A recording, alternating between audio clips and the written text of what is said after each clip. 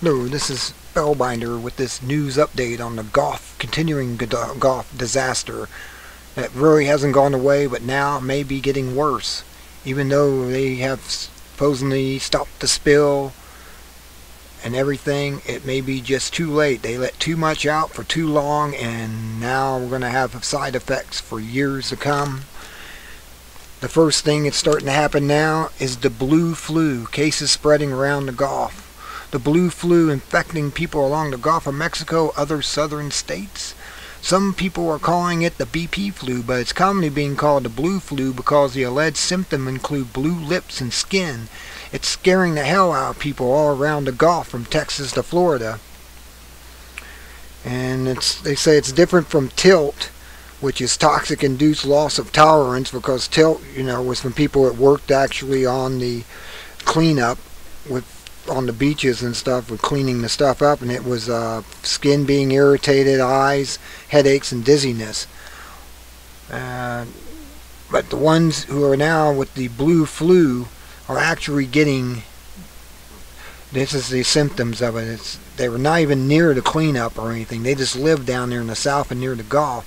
Symptoms include swollen glands, notably in the neck, fever, vomiting, headache, bluish lip color, numbness in fingers and toes. The most alarming symptom being reported is severe symptomatic cyanosis. This is the entire body turning blue, a discoloration of the skin. Of course, this could cause alarm that these are symptoms of oxygen depletion along the Gulf. But could this also be from the coexit that they use, since they use so much in so little of time? The coexit 9527A was first used, and they found it was so toxic they had to replace it with the coex 9500. And it was probably just too late by then. Whatever the cause of the blue flu, it's important to note that the oil spill wasn't cleaned up, it was covered up. As stated in the above quote, coexit was sprayed and dumped all over the place is simply a rather dangerous chemical agent that prevented the oil from surfacing. After all, the government isn't interested in your safety. Rather, the government is intended in creating the illusion of safety, and the government often harms more people in the end in their effort to keep up appearances. So let's expect the blue flu to keep under wraps as much as possible in an effort to deflect criticism. It would not be surprised if the government sounded the alarm over another flu bug. Let's blame it on a flu bug. Yes, it's a flu bug. It's not the coexit. And the effect for misdirection. The political class wants the oil spill story out of the way and forgotten. Yes, they want this to go away, something they haven't even finished cleaning up yet. BP is in trouble. I see a class action suit for $1 trillion for the people along the coast of the Gulf of Mexico. There are two major articles about blue flu that I read, none of them MSN. One is an alarmist tone, and the other is like I just read, this one here. Among with the symptoms that mimic flu-like viruses, there are increasing cases of severe symptomatic cyanosis. These rapidly increasing symptoms range from bluish lip color to numbness in fingers and toes, and also a fast-growing increase in pneumonia cases that are being diagnosed as chemical-induced pneumonia. These working on boats and those living directly on the coast are the most affected. Cyanosis is simply oxygen starvation in the blood. With a moderate case involving such a lack of oxygen, the skin appears to have a bluish color. Hands and fingers especially show these signs, as well as other extremities as toes and lips. A lack of oxygen in the blood can also have a purplish appearance, with the skin surface is red from the sun exposure, but the blood beneath the skin is blue, and the red and the blue make purple. If all these blue flu symptoms were temporary, most everyone suffering from them would eventually recover as the blood becomes increasingly oxygenated once removed from the oxygen-depleted source. I wanted to double check the statement that cyanosis is simply oxygen starvation from the blood. I went over to Wikipedia. During cyanosis, tissues are uncharacteristically low on oxygen. Therefore, tissue that would normally be filled with bright oxygenated blood are instead filled with darker deoxygenated blood. Darker blood is much more prone to the blue shifting optical effect. Thus, the oxygen deficiency, hypoxia, leads to blue discoloration of lips and other mucous membranes. The writer goes on to suggest that while the blue flu symptoms are increasing for more and more people, these who have had 30 plus days of direct exposure to toxic and oxygen depleted Gulf air and water are in immediate danger of permanent and irreversible biological damage, if not death. Damn, that's a great time to look at the more measures, less panicked article. Well, as I said, you may need to get some masks. And with oxygen tanks, this is pretty bad. That's Article 1. Let's go to Article 2. This is one at the video on it. This is from Gulf Florida oil spill law, and they have a video here I'm going to play, and you're going to get to hear that it's getting bad down there. You people may have to start moving if you haven't already. Don't come back yet if you already left for a couple of months, because it's getting to be the main part of the side effects of this cleanup. Here it is.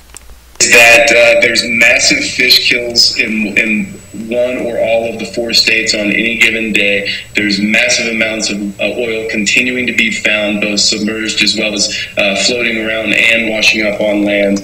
And people are suffering in a very severe way. And from what I'm seeing, the crisis seems to continue to get worse. More and more people being made sick, living along the coast, blaming the use of the dispersants.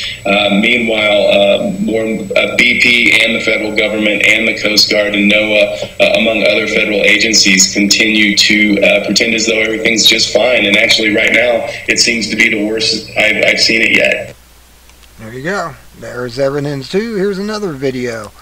This is on helium.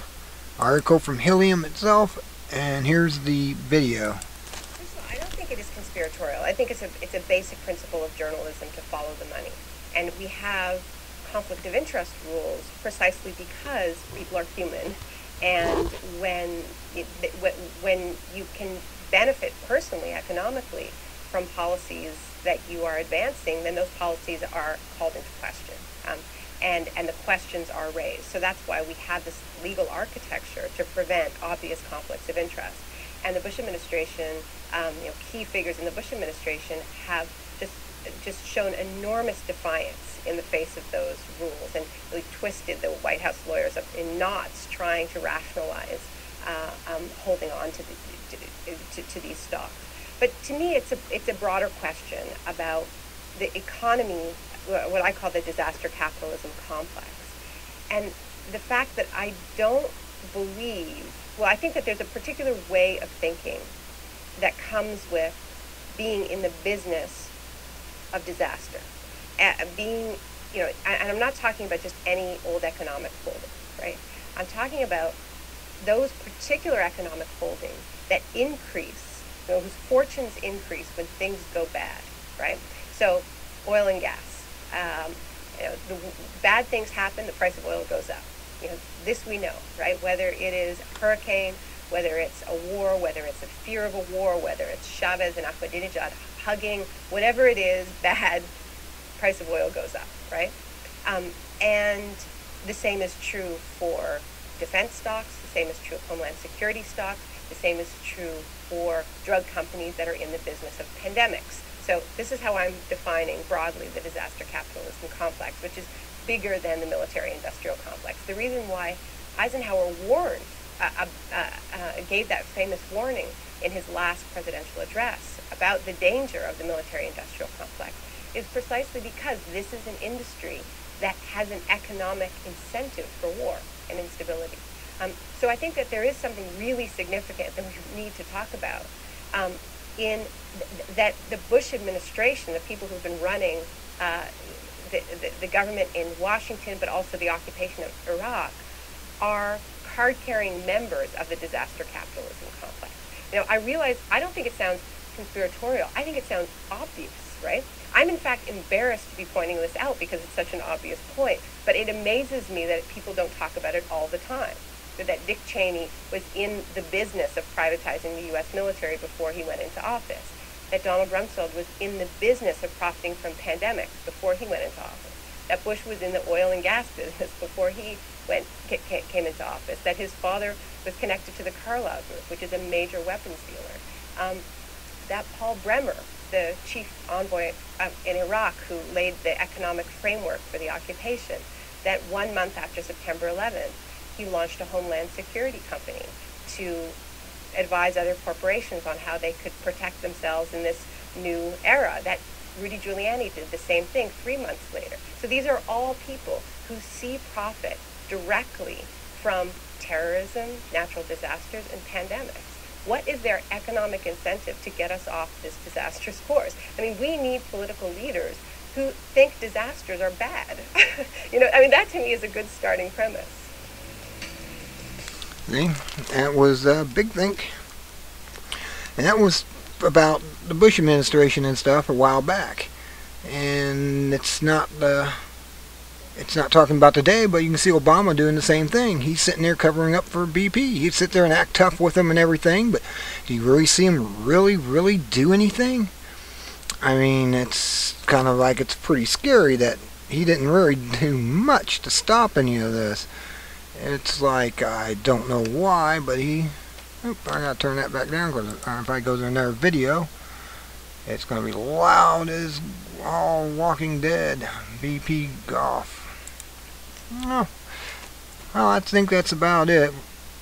I mean, I can go back here and go back over this. I basically covered the blue flu cases spreading from Dateline 0. Like I said, all these will be at the bottom of this video in the description. I'll have the link to all these web pages.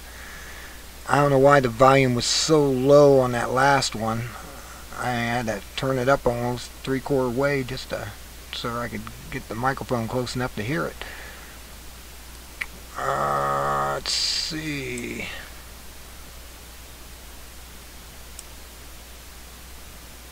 Here's this one here. Let me see how this one goes. And it really has a lot of great news. It's Florida oil spill law. I think they're great over there. I've never met them, but I get a lot of news from there, and they have a lot of great information. To me, this website, FloridaOilSpillLaw.com, has just an amazing amount of information constantly being put up, and it's just so great to me that they're able to really get the news out there and have everything backed up and sourced. And I just really wanted to give a decent shout out is FloridaOilSpillLaw.com. Now, these guys have been around since the beginning as well, and they really outdo themselves all the time. Especially in the past week, there's been a lot of people out there who are just feeling like all of their effort is not meaning anything, and all the effort to spread the news out. People get frustrated sometimes. I had about 5 or 6 different people who've been working on this call me and say, "Oh, I just want to give up." And I tell everyone, do not give up on the truth, because the truth is the only thing that is going to help us and save us in the end. And I truly believe that. And I don't care how down or low or upset anybody out there who's seeking the truth feels. That's the best thing. I mean, we don't want to be eating crap for the rest of our lives. So the Florida Oil Spill Law has some great information. The articles are very well researched and written, and they're updated almost constantly. I would love to talk to this person. I feel like he has a lot of very, very good information on there, and I could just sit through his site for an entire day and still not absorb everything. So FloridaOilSpillLaw.com. Well, there's a plug for FloridaOilSpill.com. Hope you enjoyed that. It is a good site. Rent's got a lot of their stuff on his, on the oil, about the oil disaster on the left of his page when you go to rents.com. Let's see. What else is there? Oh, let's see. 1 million gallons of oil a day until July. Coastal resident related post. Well, I guess that's it for now. I guess I'll get this up, get this posted. Let you people absorb this, read over the articles, look at all the links on the pages. This one, I believe this one here had some good links on it. On this one here at the bottom.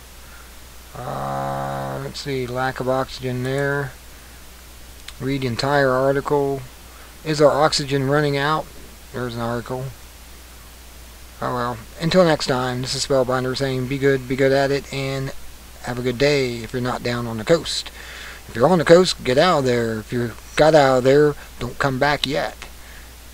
Until next time, good day.